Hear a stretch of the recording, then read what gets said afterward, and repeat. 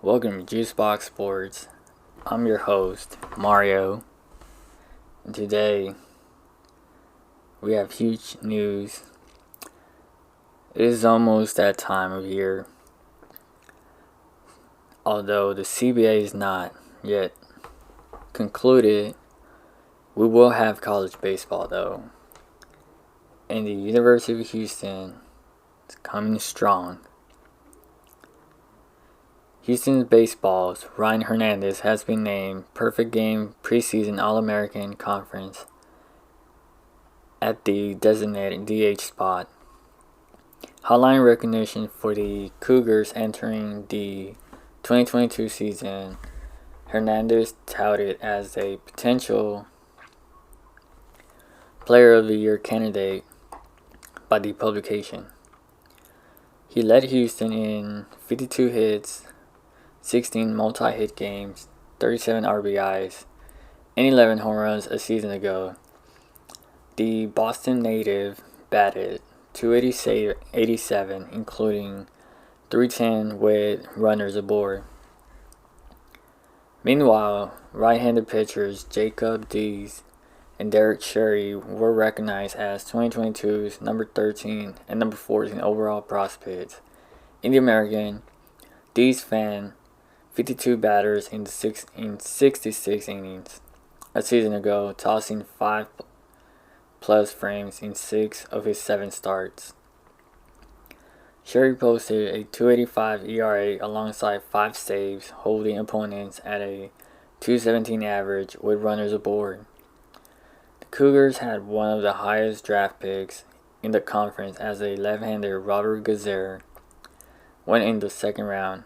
Outside of Gazer and a couple of seniors, head coach Todd Winton returns a fair bit of talent as the Cougars look set up to return to regionals.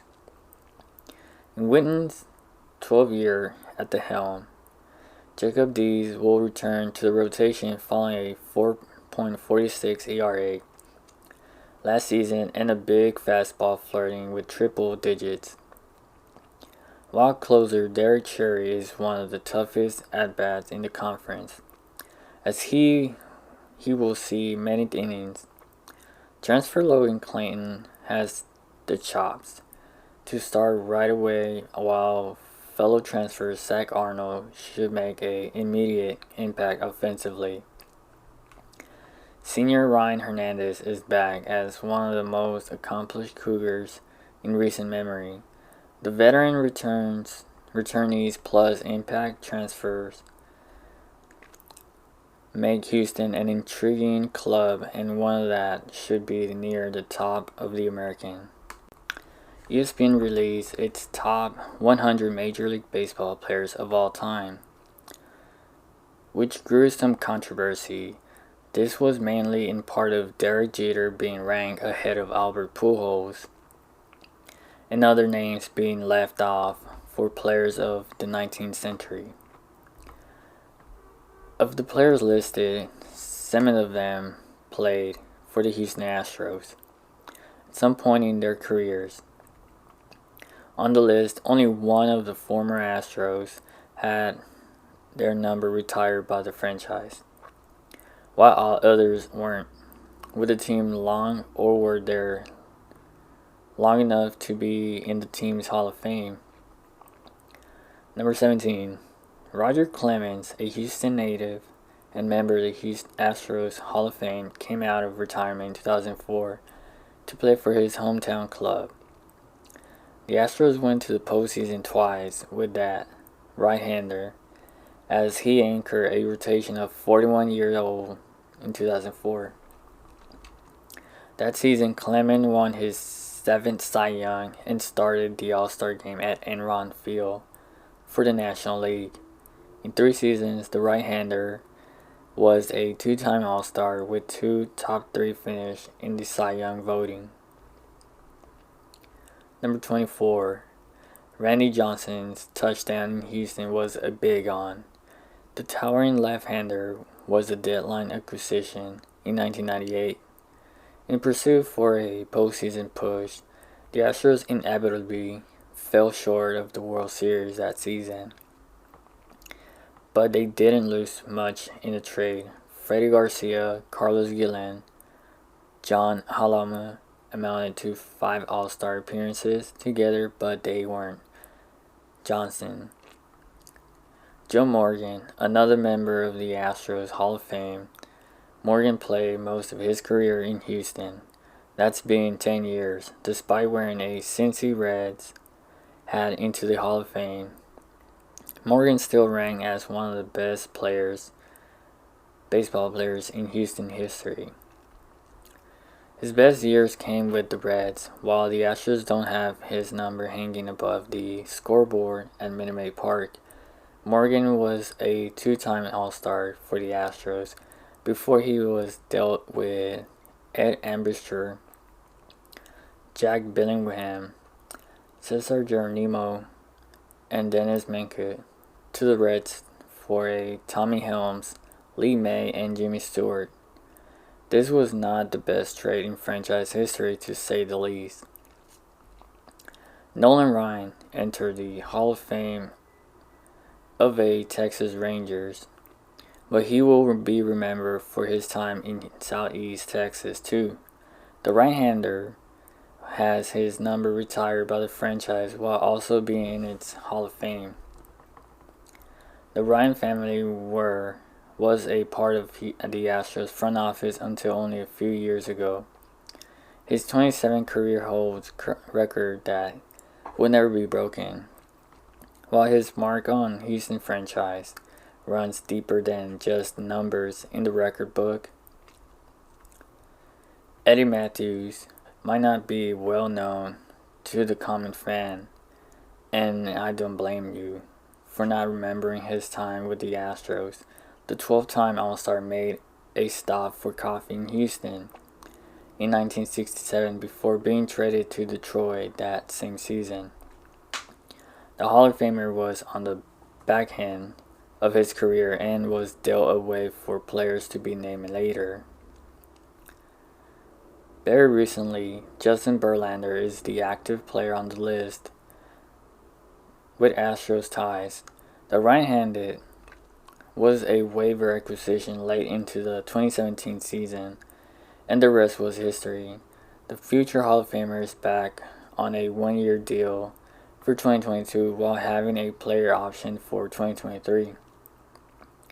The deal is worth $50 million alone, although the right-hander hasn't pitched in a major league game since July of 2020. Ivan Rodriguez played only one of his Hall of Fame seasons with the Astros in 2009. His time also didn't last a full season after he was traded for a player to be named after. To where it all began in Texas, Putch's career was coming to a close. His time in Houston was short, but he was awarded a bobblehead during the season.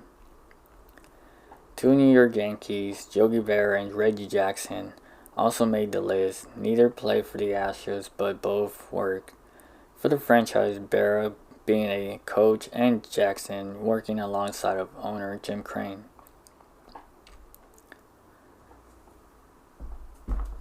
Alex Bregman, despite the lockout and no use of team facilities, Bregman continues on his comeback journey with an exit velocity swing focus. Throughout the summer, Houston Astros Alex Bregman was working through an injury that left him far from his prime in the postseason. Bregman had a back-to-back All-Star selections in 2018 and 19. Saw his power diminish to a more than 100-point drop between those years. In 2021, the right-handed has been working on a comeback from his injury, filling his offseason with a at-home and non-team facility workout. Primary players like Bregman are finding any way possible to stay at the top of their game during the lockout, and Bregman as a late is coming more like himself. Bregman has been hitting the cage hard and trying to stay on top of things, while at home this past week. In addition to workouts, his teammate and his trainer, Bregman, went to the Marushi headquarters in Louisiana to test bats. Marushi used in-depth technology to fit Bregman with the best bat to get him the highest possible exit velocity. Through a trial several different weights distributions, Marushi set him up with the best bat for his current status, which is not 100%. On Bregman's video provides much more depth, but simply put the bat he walked away with, allowing him to barrel up to the ball, the best among other designs. Overall, I was encouraged to see the work Bregman has done to come back better than before.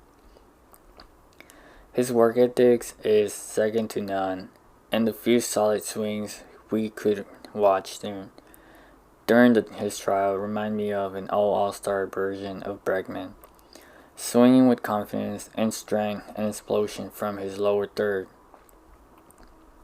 I can only imagine this hard work will continue to pay dividends throughout the lockout, and Bregman will be a monster season this coming year if injuries bug stays away. I'm not big on predicting stats, especially with truncated season looming with the lockout, but either way, I will say that the way he looks now, he could average the following: 1 double every 4 games, 1 home run every 4 to 5 games, along with 3/4 RBI per games. On average, those stats would be huge numbers and put him on another all-star level pace, which fans don't doubt based on Bregman's history. Astros set to celebrate 60 years of excellence today on February 7, 2022. The Astros announced that the franchise will be donning a new patch commemorating their 60th season of existence. The team was founded in 1962 as the Colts. Before the change to the Astros, the Shield logo features 60 years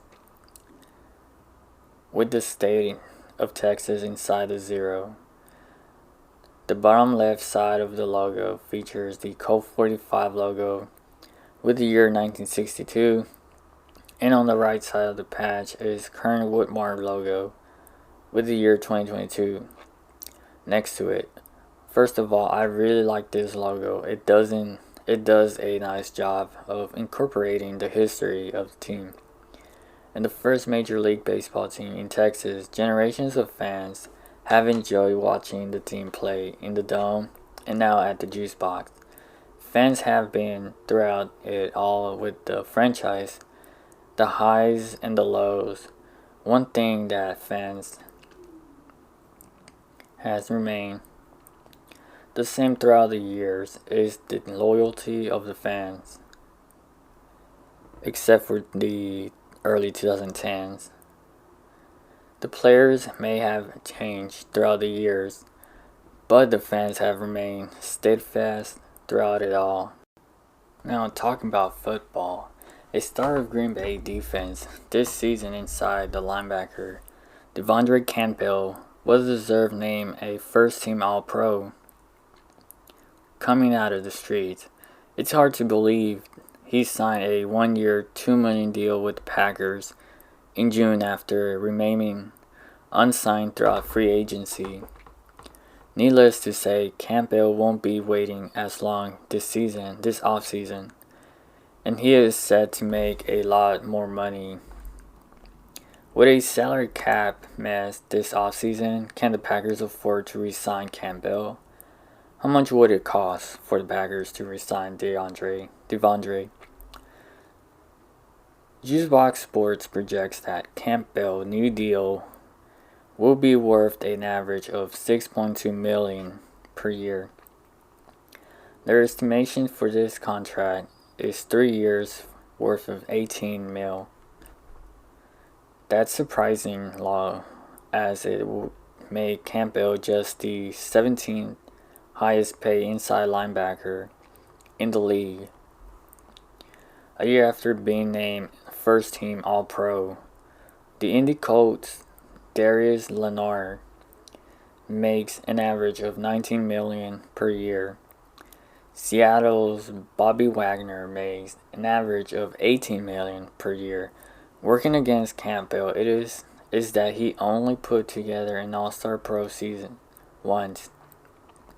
Can he do it consistently every year? If Campbell's new deal is $6 million per year range, the Packers must find a way to re-sign him.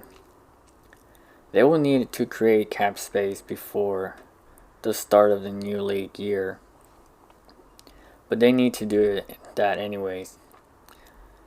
Based on market value, a 3-year, $18.6 million deal would be affordable for the Packers despite the salary cap situation.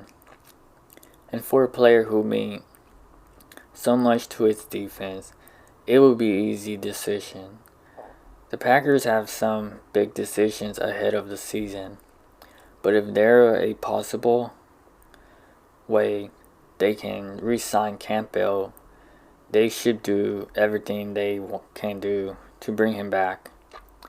It won't be easy to replace him if he signs elsewhere.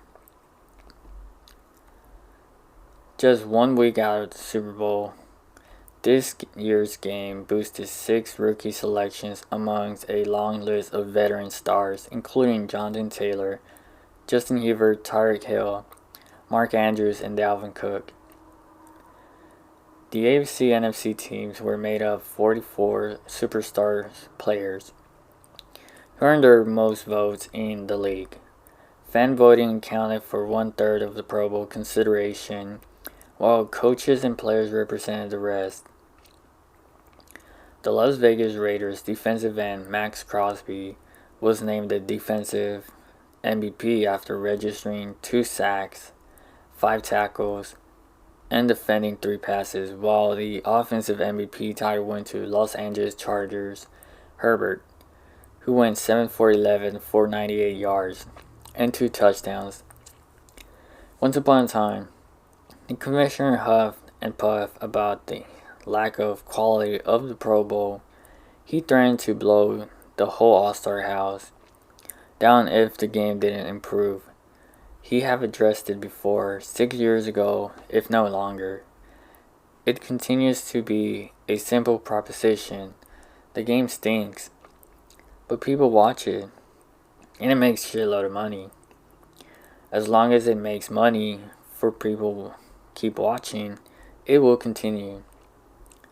The commissioner won't continue to complain about it because the commissioner realized that it's impossible to reconcile promoting player safety and expecting the best players in the game to beat the crap out of each other in a meaningless punctuation mark sort of to a season. It's irreconcilable. Why would it or should anyone want to play in its game if it's treated like a normal game? The only way to players to get players to play in the game is to allow it to not to be a normal game, to let it be glorified as 2-hand touch in pads, to not complain about the fact that there is no hitting or tackling or usual extortion of effort. It otherwise makes no sense for the players to come play in the Pro Bowl. It continues to make sense to stage the non-game game because even though it's not real football, it's football players in football uniforms on your TV screens. The NFL is sufficiently popular that this alone will send cash to the registers. As long as it does, the Pro Bowl will continue. All despite the Pro Bowl being a waste of time for veterans, the youth of the game could take an opportunity to showcase their talents and express. Thank you for listening to the Juicebox Sports Podcast. This podcast has been brought to you by Raise Energy. Check us out on Instagram at JuiceboxSportsHTX. Till next time.